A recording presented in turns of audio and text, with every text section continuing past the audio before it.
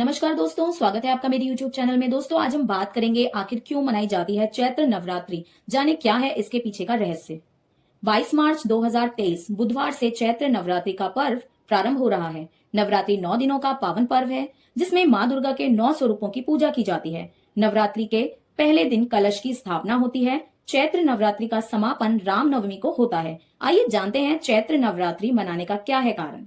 इस साल चैत्र नवरात्रि पर काफी शुभ योग बन रहा है। वहीं ज्योतिष शास्त्र के अनुसार चैत्र नवरात्रि का दिन काफी खास है क्योंकि इस दिन एक ही राशि में 5-5 ग्रहों की युति हो रही है, जिससे कई महायोग भी बन रहे हैं। चैत्र नवरात्रि मनाने के पीछे की मान्यता, रंभासुर का पुत्र था महिषासुर, जो अत्यंत शक्तिशाली था। उसने कठिन तप किया था। ब्रह्मा जी ने प्रकट होकर कहा, वत्स, एक मृत्यु को छोड़कर सब कुछ मांगो। महिषासुर ने बहुत सोचा और फिर कहा, ठीक है प्रभु, देवता, असुर और मानव किसी से भी मेरी मृत्यु ना हो। किसी स्त्री के हाथ से मेरी मृत्यु निश्चित करने की कृपा करें। ब्रह्मा जी एवयस एवं अस्तु कहकर अपने लोक चले गए।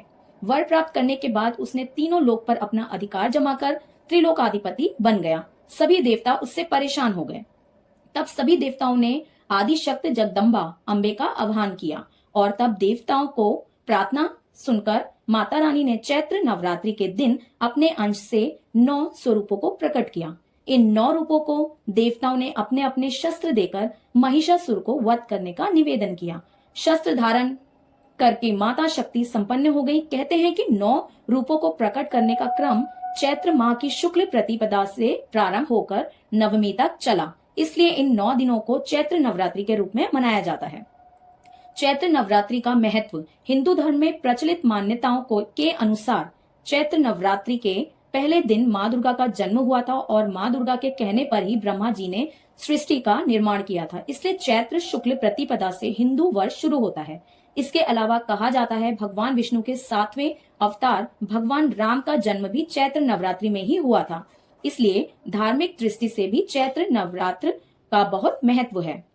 चैत्र नवरात्रि मनाने के पीछे एक और पुरानी कहानी है, जिसके अनुसार दशासन रावण की ताकत के बारे में सभी देवी देवताओं को पता था। इसलिए सीता को लंका से वापस लाने के लिए जब श्री राम रावण से युद्ध करने जा रहे थे तो उन्हें देवताओं ने माँ शक्ति की उपासना और आराधना कर उनसे विजय का आशीर्वाद लेने की सलाह दी। भगवान राम ने माँ शक्ति की विधिवत पूजा प्रारंभ कर दी। माँ को फूल अर्पित करने के लिए 108 नील कमल की व्यवस्था की। इसके साथ ही मंत्रोच्चारण के साथ पूजा शुरू कर दी। जब रावण को इस बात का पता चला कि श्री राम माँ चंडी की पूजा कर रहे हैं तो उसने भी माँ की पूजा शुरू कर दी।